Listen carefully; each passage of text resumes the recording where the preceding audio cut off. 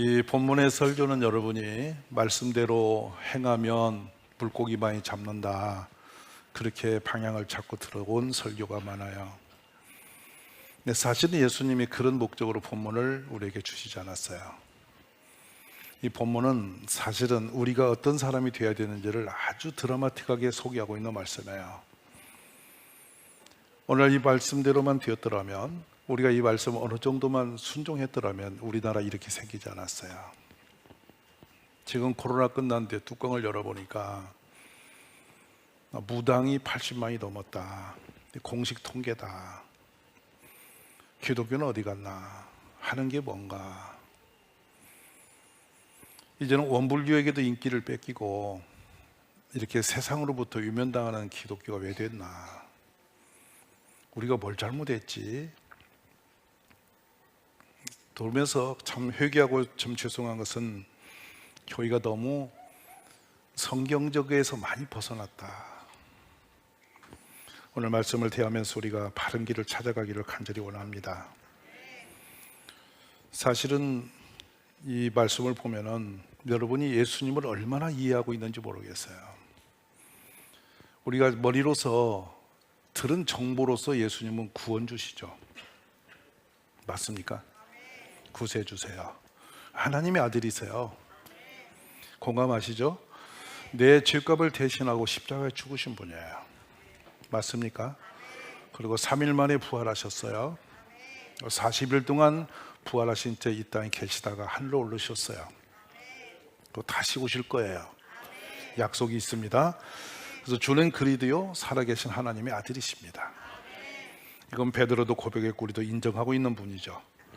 그리고 주님을 히브리인들은 메시아라 그랬고 헬라인들은 그리스도라고 그랬어요. 맞죠? 우리가 이런 건 다 지식적으로 알고 있어요. 그래서 어쨌다는 거죠? 그래서 이게 문제입니다. 우리가 예배는 왜 매 예배마다 와서 예배를 드리고 가시나요? 설교를 또 듣고 또 듣는 이유는 뭡니까? 오늘은 나와 공감성 있는 메시지가 오면은 은혜 받았다 그래요. 그 듣기 좋은 이야기 들으면 은혜 받았다 그래요. 그래서 어쩌다는 거예요. 그 은혜가 내 삶과 무슨 상관이 있다는 거예요. 조금 기분 좋은 건가요? 조금 기분 좀 위로받으려고 교회 오신 건가요? 오늘 배 두 척이 호숫가에 떠 있습니다. 예수님이 그곳에 오셨습니다. 어부들이 그물을 씻고 있어요. 근데 허탕쳤습니다. 우리가 그물을 얘기하면 오늘날 아주 좋은, 물고기 잡기 좋은 그런 어구를 생각하실 거예요. 근데 예수님 당시에 그물은 형편이 없는 겁니다. 대마 줄기로 새끼를 꼬듯이 꽈서 그걸 엮어서 이렇게 사줄로 했으니까 물고기 잡는 데는 매우 효과적이지 않은 거예요.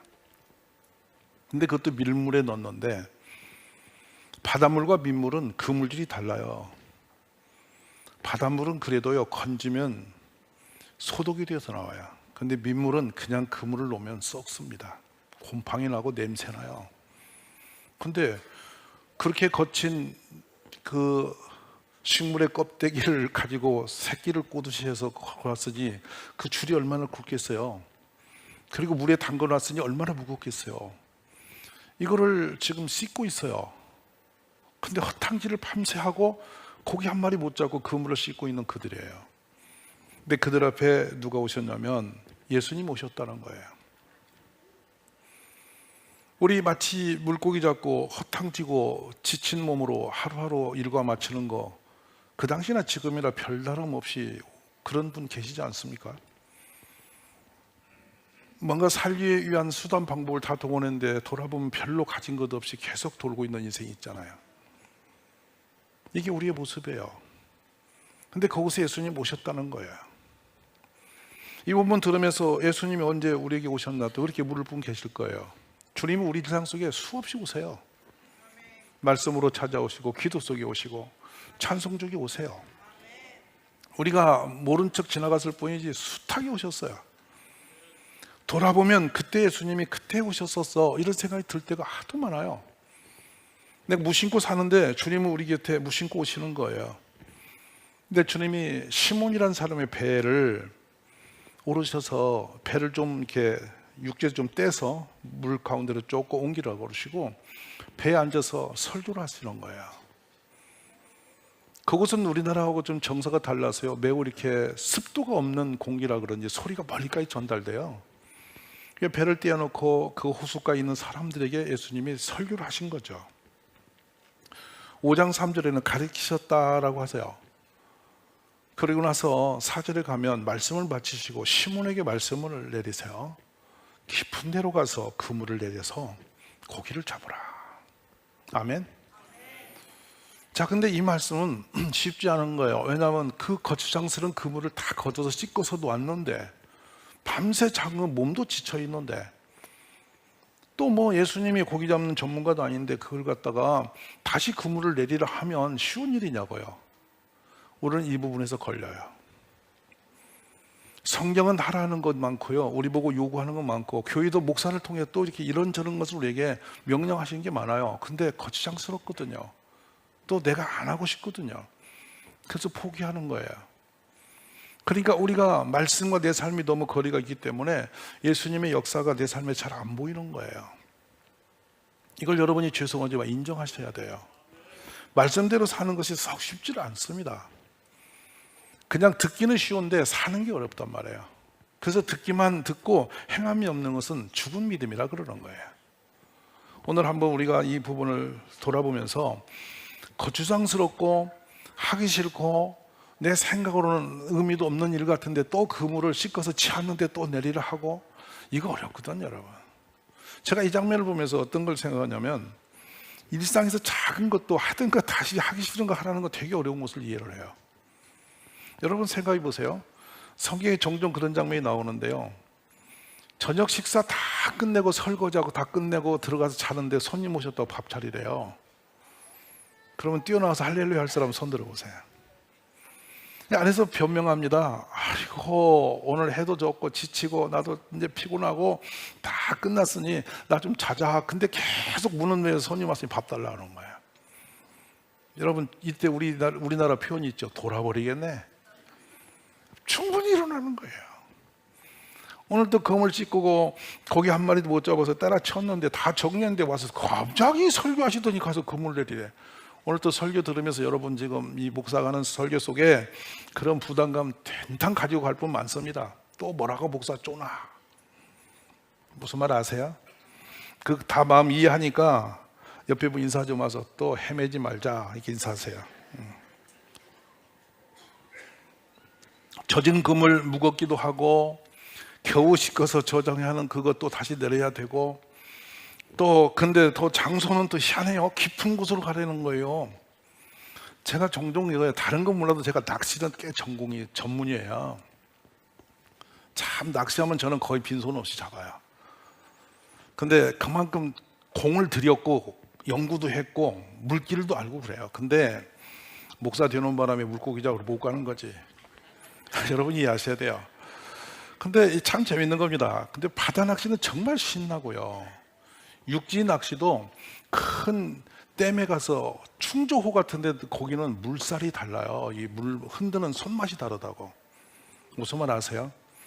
이 조그마한 둔벙에서 잡아다는 고기 잡는 것과 살아있는 물에서 막 야생처럼 자란 물고기 잡는 것 질이 다릅니다.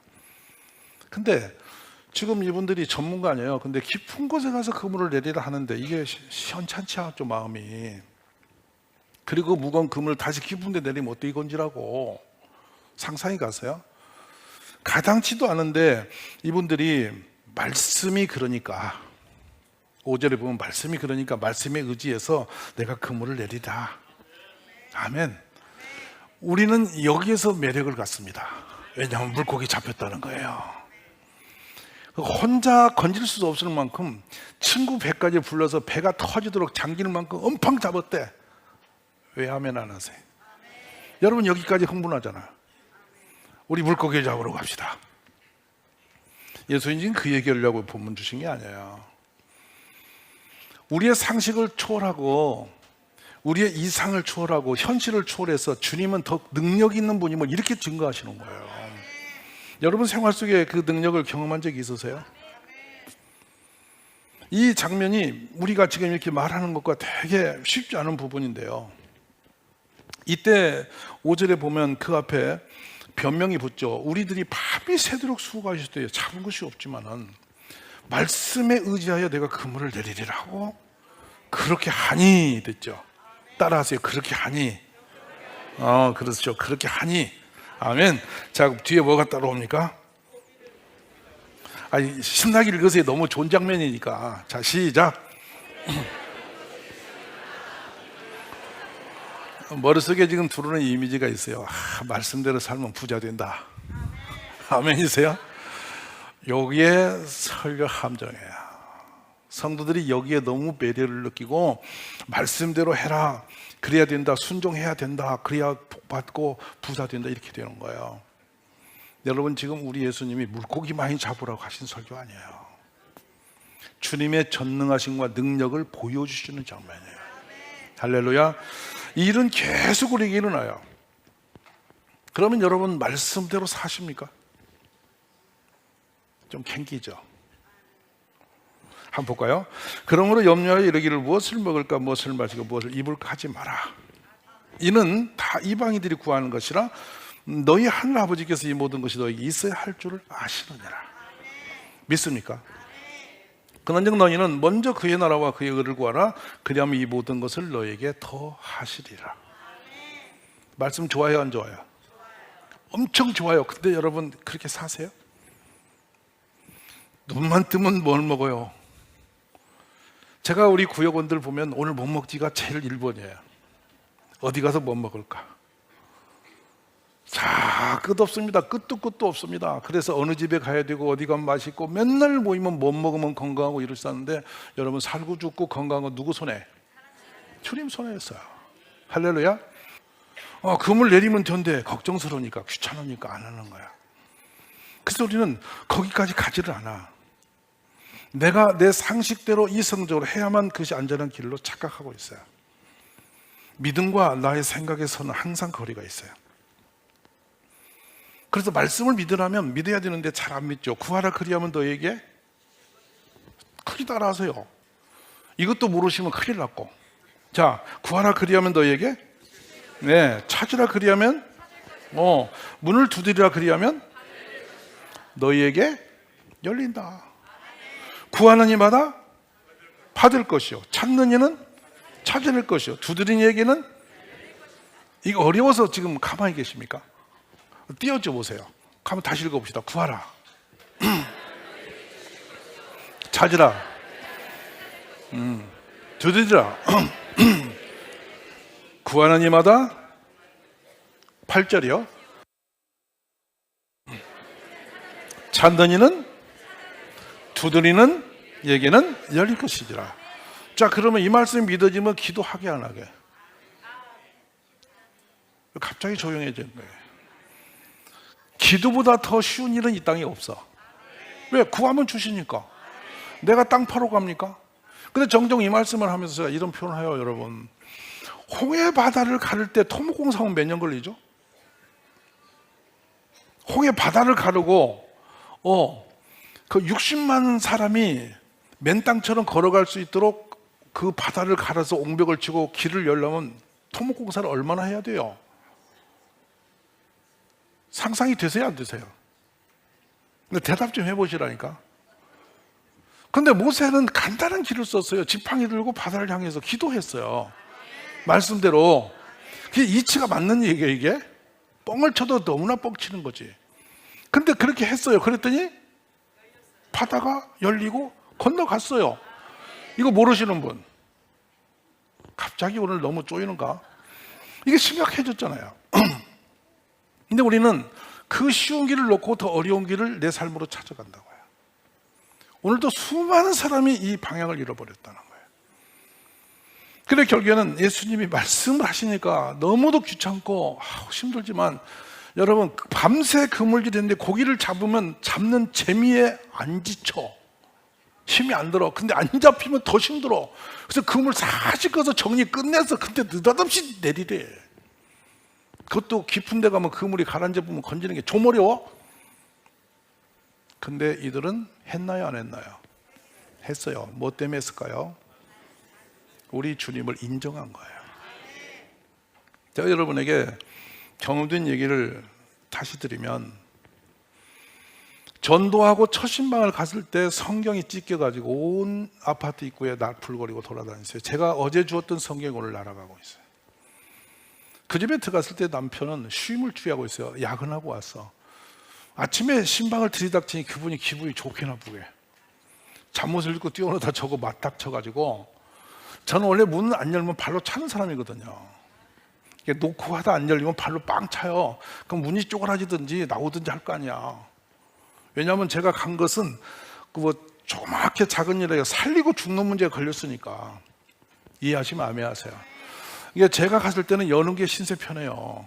왜냐하면 인생을 걸고 가는 거니까. 근데 이만한 남편이 나타났어요. 근데 제가 가슴에 손을 얼마나 세게 때렸더니 이분이 세게 맞았으면 덤비할 거 아니에요. 워낙 세게 맞으니까 놀래 안으로 뛰어들어갔어.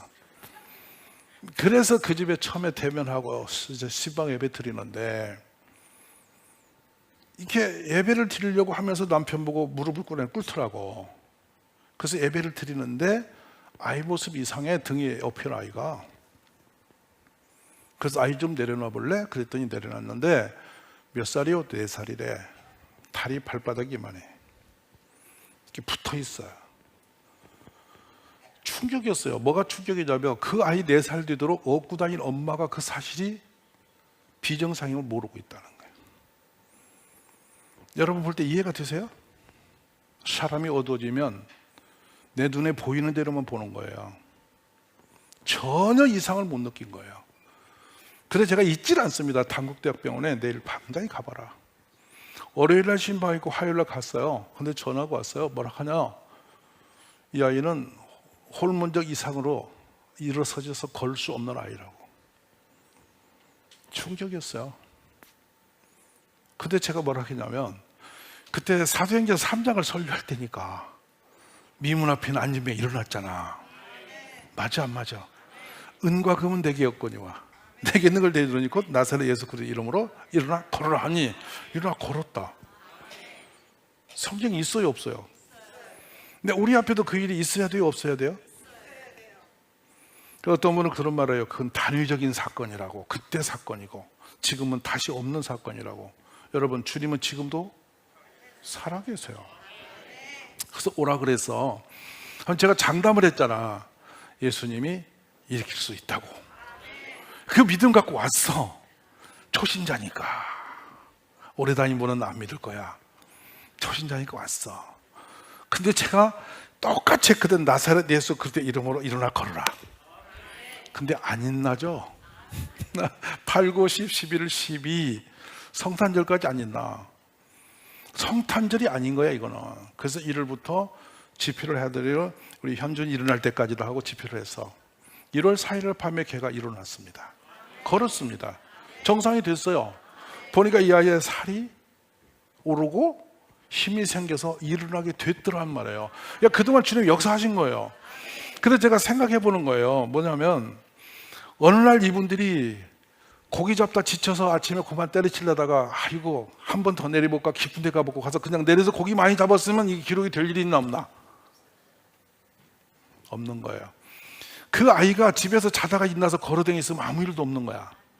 근데 그 집회가 열렸고 기도를 계속했고 하나님 아니면 안 된다고 했고 그 집회는 그 아이가 일어나 걸을 때까지 하기로 했으니까 1월 4일 날 밤 8시 20분경이라고 생각이 나요. 얘가 우리가 일어나 걸으라고도 안 했어. 믿음이 없어서. 뒤가 굴러 떨어져 갖고 갈 곳이 없으니까 짚고 일어나서 걷게 된 거야.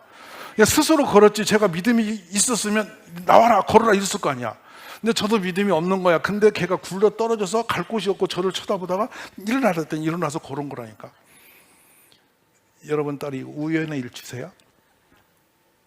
우리 눈앞에서 보여주시는 거잖아요. 주님이 그렇게 하시는 건 뭐냐면 주님의 전능하신 능력을 이렇게 보이시는 장면이죠. 오늘도 주님은 그렇게 살아계심을 믿으시기 바랍니다, 여러분. 그래서 6절로 7절로 이어지면서 이제 동무들까지 데려다 배가 찢어지도록 됐어요. 찢어지도록. 그러자 8절에 베드로가 고백합니다. 자, 읽어봅시다.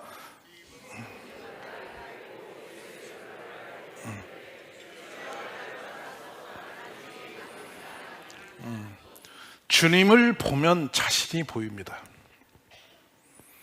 다 내가 나대로 사는 것처럼 잘 되고 있는 것 같지만 자신을 몰라서 못 봐서 문제된 거예요. 그래서 헛된 세월 살죠. 주님을 맞닥치면 내 자신이 어떤 존재인지를 깨닫게 돼요. 참 놀라봐요. 그래서 주님이 놀라우신 분이 내 앞에 나타나셔서 주님의 능력을 보여주실 때 나는 하나님을 알 때 내 자신이 보인다니까요. 그래서 베드로가 자신을 뭐로 보냐면 한 번도 생각지 않았던 부분이죠. 주여 나를 떠나달라는 거예요. 왜? 너무 부끄러워서. 문제는 내가 죄인이기다라는 거예요. 깜짝 놀랄 일이죠. 이렇게 죄인이라는 걸 깨닫게 하면서 뭐가 생각나면 죄하면 죽음이죠. 저주예요. 그것을 베드로가 자신이 얼마나 무시무시한 죄인인 걸 거기서 발견합니다. 근데 그렇게 된 이유를 9절에서 설명하고 있어요. 볼까요? 이는 자기 및 자기와 함께 있는 모든 사람이 고기 잡힌 것으로 말미암아 놀라고 10절 갑니다. 자, 나가 요한도 놀랐습니다. 예수께서 시몬에게 이르시되 무서워하지 말라. 이제 후로는 너가 사람을 취하리라. 바로 이 장면입니다. 이 장면. 물고기를 잡게 하신 것도, 배 고기를 헛되게 하신 것도, 찾아오셔서 말씀 주신 것도 지금 쫙 진행하면서 뭐냐면 바로 이 장면이에요. 이 말씀을 들으라는 거예요. 그렇게 하라는 거예요. 그러면 이제 후로는 네가 사람 살리는 사람 되라고. 맞습니까? 이 세상에서 우리들이 해야 할 일 중에 너무도 급하고 급한 일이 많으시겠지만 최고로 중요하고 급한 일은 영혼 살리는 일이에요. 저는 영혼 살리는 일을 생각할 때마다 어떤 말씀을 드리냐면, 여러분 죽음이 축복인 걸 아세요? 한 분이 남편께서 소천하셔서 장례를 치르는데요, 장례식장에서 그분처럼 해피하게 웃고 다니면서 행복한 사람 처음 봤어요. 그래서 제가 이제 목사가 생각하기를 이분이 남편 몰래 숨기는 어떤 생명보험 들어가지고 큰 한몫을 했나 이러는 거예요. 그래 이게 웬일인가 그래가지고 제가 이제 그 부인을 붙들고 도대체 무슨 일이 뒤에 있으면 숨기는 말을 하고, 그랬더니 막 웃으면서 너무 행복하다는 거예요. 아니 남편 죽어서 행복해? 그때 뭐라고 하는지 아세요? 목사님, 우리 남편이 간암으로 20년 이상을 하루도 편치 못하게 고통 속에 살았어요. 근데 이제는 더 이상 아플 일이 없잖아요. 천국 같잖아요. 어제 남편 운명하는 거 보는데 왜 그래 고맙고 감사한지, 죽음이 이렇게 좋은 줄을 처음 알았다는 거예요. 참 가슴에 오는 메시지였어요. 근데 여러분, 지옥은 죽음이 없어요. 죽음이 없어요. 이게 문제예요. 죽으면 끝나는데 고통도 아픔도 부기심도 다 끝나버립니다. 근데 그것은 안 죽어요. 영원히 살아요, 지옥 속에서. 근데 그곳이 뜨겁기를 7배나 되는 풀불 같은 뜨거운 곳이라는 거예요. 자, 여러분, 7배 되는 풀불의 온도를 제가 따져보면 어마무시한 온도예요. 1만 도 가까운 온도예요. 그래서 그러면 뜨거운 게 어디까지 뜨거우면 뜨거워질까? 우리가 한 60도 뒤면 못 견딥니다. 100도 뒤면 살이 익어요. 어마어마하게 뜨거운 게 아니라 그때는 이 칼로 아리듯이 알입니다. 알이요. 100도가 돼서 싹 스치면. 근데 그것이 1700도에 7배. 약 8000, 9000도 되는 그곳에 영혼이 들어가서 그 뜨거움을 이기지 못해 소리 지르고 있는데 시간이 없이 무한 소리를 지르면서 몸부림하고 있는 곳. 근데 그렇게 무섭게 고통스러운 곳이 지옥이라는 거예요. 뭐 때문에? 예수님을 안 믿어서. 아멘. 근데 우리는 이웃과 더불어 가족과 더불어서 그냥 살아. 그냥 살아. 이게 문제예요. 자, 그런 말씀을 맺으면서 11절 봅니다. 어떤 상태가 되냐? 그들이 베드로를 육지에 대고 모든 것을 내버려두고 예수님을 따랐다. 지금 주님이 우리가 뭘 해야 할지를 여기서 말씀하시는 거예요. 아멘.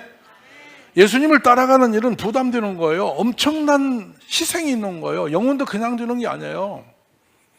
누가복음 16장에 보면은 빚을 탕감한다고 주인 걸 몰래, 그리고 사람을 마음을 산다고. 그것이 전도예요. 대가지불이 필요한 거예요. 그러니까 우리 안 넣는 거예요. 마음의 고생해야 되고요, 물질에 희생해야 되고요, 많은 건 내놔야 사람 살려요. 아멘이세요? 그런데 우리는 거저 그냥, 여러분 제일 쉬운 전도가 뭔지 아세요? 띠매고 소리 지르는 거예요.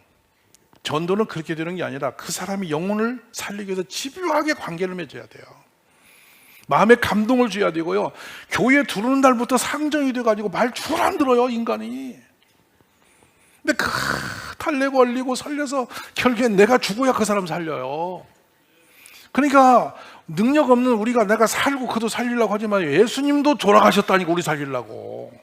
우리 같은 건 능력이 없으니까 100번 죽어야 하는 거예요. 맞으시 마음에 하세요. 내가 죽어야 살린다고. 아마 오늘도 부인하고 옆에 앉아 계신 분 부인 많이 죽었어. 그냥 온 사람 드물어. 지금 자기가 믿음자 앉아 있는 것처럼 버젓이 쳐다보고 있지만은 속은 알 거야. 간이 녹아지게 고통스럽게 해서 겨우 여기 온 거야. 내 우리 마찬가지예요. 얼마나 힘든 지옥불 보내지 않으려고 그 일을 했겠나. 그래서 저는 우리가 주님의 능력 보고 고기 잡는 사람이 아니라 사람을 살리는 사람으로 우리 달려갈 수 있기를 바란다 이거예요. 그 당시에 갈릴리 지역에는 나무가 없어요. 그렇게 큰 나무들이. 그러니까 먼 곳에 수송해서 왔을 때인데 그때는 도구도 없을 거예요. 그러니까 이게 뭐 어리석은 걸로 말도 안 되는 걸로 어떻게 해서 배를 만들어 불띄웠을 거라고요. 그리고 그 그물을 모았으니 이거는 얼마나 비싸고 힘들었겠어요. 근데 한 방에 다 버리고 예수님 따라갔어요. 뭐가 귀하다는 거예요? 영혼 구원보다 더 귀한 건 없으니까.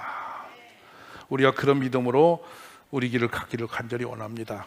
그래서 이 봄에 여러분이 모두가 영혼 구원하는 일에 힘을 다하는 우리 가족이 되시기 바랍니다. 그러기 위해서는 배도 버려야 되고 많은 것 희생이 있어야 됨을 인정하면서 새 길에 일어선 우리 가족이 되시기를 간절히 축복합니다.